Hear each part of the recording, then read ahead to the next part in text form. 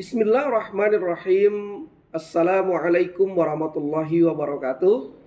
Kembali kita bertemu bersama saya Dr. Mukhyar. Kali ini saya akan membersamai adik-adik mahasiswa yang ada di program studi pendidikan guru madrasah ibtidaiyah, program studi bimbingan konseling pendidikan Islam, program studi pendidikan Islam anak usia dini dalam mata kuliah filsafat pendidikan Islam. Nah, teman-teman, untuk kali ini kita akan berdiskusi, berbincang-bincang tentang mengapa guru wajib belajar filsafat. Tema ini sengaja saya pilih untuk adik-adik mahasiswa karena Anda semua adalah orang-orang yang nantinya insya Allah akan menjadi guru.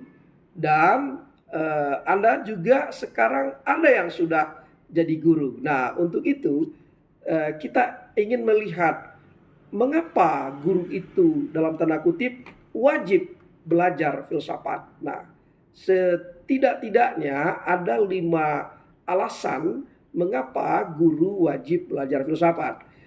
Yang pertama, hakikat filsafat dan pentingnya filsafat itu di dalam pendidikan. Sebelum kita melangkah lebih jauh, saya ingin merecall kembali ingatan adik-adik dengan materi kuliah kita sebelumnya di ruang Zoom, yaitu kita melihat sejenak apa itu filsafat. Nah, filsafat secara etimologis berasal dari bahasa Yunani yang disebut dengan filosofia, yang berarti cinta kebijaksanaan. Ini sudah kita jelaskan pada pertemuan-pertemuan sebelumnya. Dalam konteks pendidikan, filsafat bukan hanya sebatas teori-teori abstrak, tetapi menyentuh aspek paling mendasar dari eksistensi manusia, nilai, pengetahuan, dan kebenaran. Nah, dalam konteks ini, guru sebagai aktor utama dalam dunia pendidikan pada hakikatnya adalah penggerak nilai dan pembentuk cara berpikir peserta didik. Oleh karena itu, pada titik inilah mengapa guru penting belajar filsafat. Karena guru sebagai orang yang mentransformasikan bagaimana nilai, bagaimana pengetahuan, bagaimana kebenaran bisa dicerna, bisa diberikan, merubah, membentuk cara pikir peserta didik. Karena itu, pemahaman yang mendalam terhadap filsafat merupakan kebutuhan yang esensi, kebutuhan yang mendasar bagi seorang guru. Bahkan John Dewey, seorang filsuf pendidikan, dia mengatakan education isn't preparation for life. Education is life itself. Artinya, pendidikan bukan hanya proses mentransfer ilmu, melainkan bagian dari kehidupan itu sendiri. Jadi guru tidak hanya transformation of science, transformation of knowledge, tetapi tugas guru adalah bagaimana menjadikan pendidikan itu bagian dari kehidupan itu sendiri, bagian dari diri manusia itu sendiri, bagian dari jantung, napas, dan seluruh aspek kehidupan manusia. Karena itu, guru yang memahami filsafat akan lebih mampu menghayati misi pendidikan sebagai pembentukan manusia seutuhnya, bukan setakat atau sebatas pemberi materi pelajaran saja. Jadi guru hadir di dalam kelas bukan sebatas transformation of knowledge, tetapi guru hadir di dalam kelas untuk menyampaikan, menghadirkan kehidupan itu sendiri bagi peserta didik. Itu yang pertama. Mengapa guru wajib belajar filsafat? Wajibnya dalam tanda kutip. Yang kedua, Filsafat membantu guru membangun kerangka berpikir kritis dan reflektif. Sekali lagi, filsafat membantu guru membangun kerangka berpikir kritis dan reflektif. Filsafat membentuk kemampuan berpikir logis sistematis, reflektif. Guru yang mempelajari filsafat akan terlatih, akan terbiasa untuk tidak menerima informasi secara pasif, melainkan menguji, mempertanyakan, dan merefleksikannya secara kritis. Nah, mengapa orang suka menerima hoax? Karena tidak ada proses berpikir kritis di situ. Sedangkan filsafat menuntun, mengajarkan orang untuk berpikir kritis. Maka guru yang sudah belajar filsafat, dia akan terbiasa untuk berpikir logis, untuk berpikir sistematis, untuk berpikir kritis, dan untuk berpikir reflektif. Nah, kalau kita lihat bagaimana ahli filsafat menuntun guru agar terbiasa menghadapi kompleksitas. Apa itu? Ketika guru berada di dalam kelas, dipastikan guru menghadapi berbagai latar belakang siswa, berbagai model siswa. Ini adalah kompleksitas realitas yang ada di dalam kelas. Guru dipastikan tidak akan menemukan satu jenis model yang ada di dalam kelas. Karena itulah guru mesti memahami perbedaan individu peserta didik. Perbedaan individu peserta didik itu akan melekat pada diri peserta didik. Perbedaan psikisnya, perbedaan fisiknya, perbedaan budayanya, perbedaan bahasanya, perbedaan karakternya, berbagai macam perbedaan-perbedaan, dan itu hadir secara realitas di dalam kelas. Nah, maka guru yang sudah terbiasa dalam berpikir kritis, dalam menghadapi kompleksitas yang ditawarkan oleh filsafat secara teori ketika kuliah, di dalam debat ketika kuliah, dalam diskusi ketika kuliah, guru sudah terbiasa dengan keragaman di dalam kuliah, maka ketika dia menemui keragaman di dalam kelas, guru menjadi bijaksana, menjadi arif untuk menyikapinya. Itu yang kedua. Alasan mengapa guru perlu wajib belajar filsafat. Yang ketiga, filsafat memperluas perspektif etika dan nilai dalam pengajaran. Sesungguhnya guru bukan hanya penyampai ilmu, tetapi guru juga pembentuk karakter, pembentuk akhlak. Disinilah pentingnya filsafat moral dan etika. Dengan filsafat, guru akan mampu memahami dan menimbang secara etis tindakan-tindakan pendidikan, serta menanamkan nilai-nilai universal seperti keadilan, kebebasan, dan tanggung jawab. Nah, menurut Immanuel Kant, tugas pendidikan adalah membentuk manusia sebagai tujuan, bukan sebagai alat. Prinsip ini mengajak guru untuk memperlakukan peserta didiknya bukan sebagai objek pasif pembelajaran, tetapi sebagai subjek otonom yang berhak mengembangkan dirinya.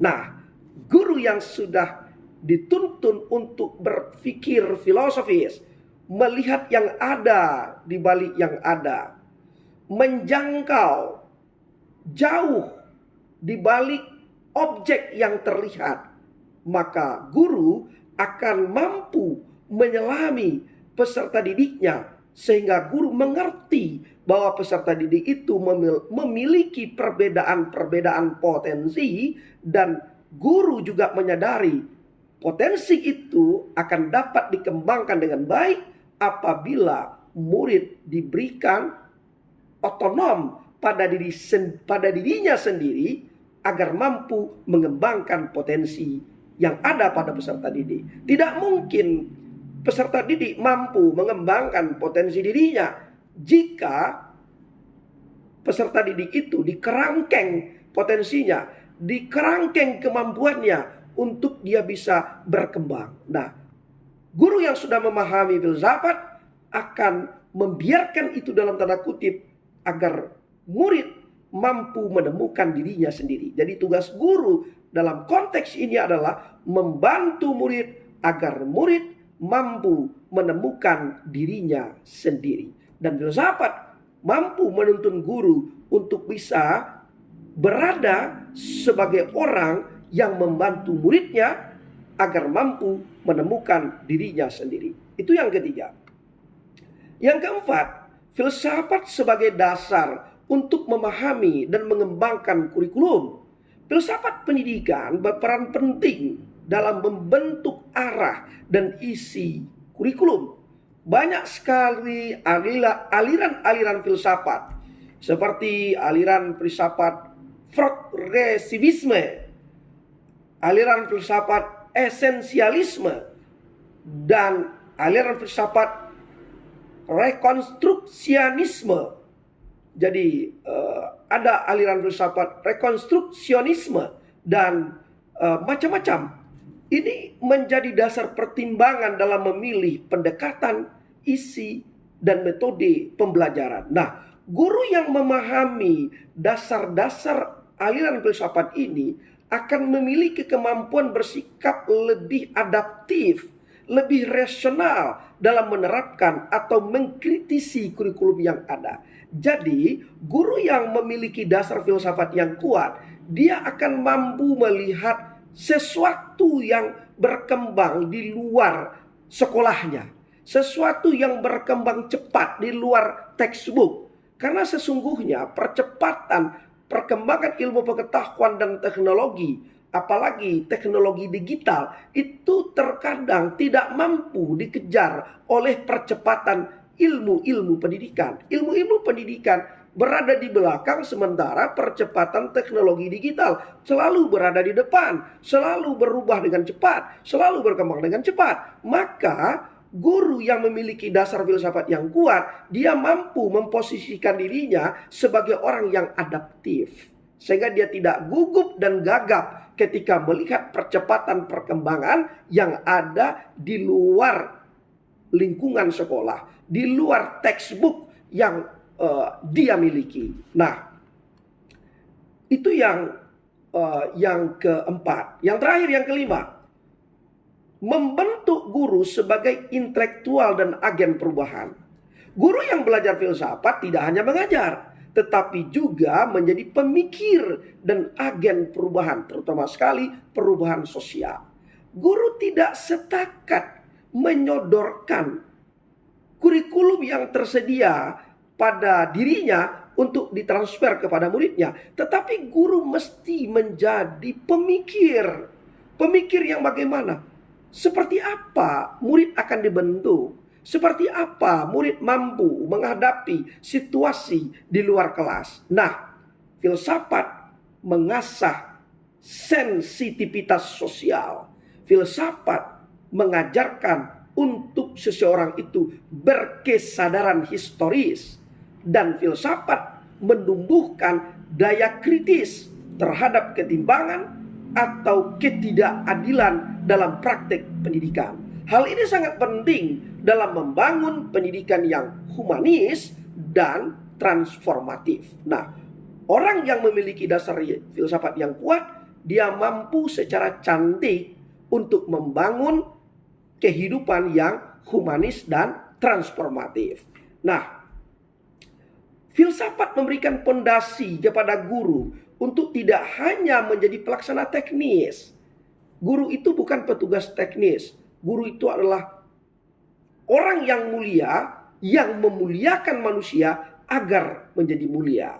Nah, disinilah letak pentingnya mengapa belajar filsafat itu penting bagi seorang guru. Nah, kesimpulannya, mengapa guru wajib belajar filsafat?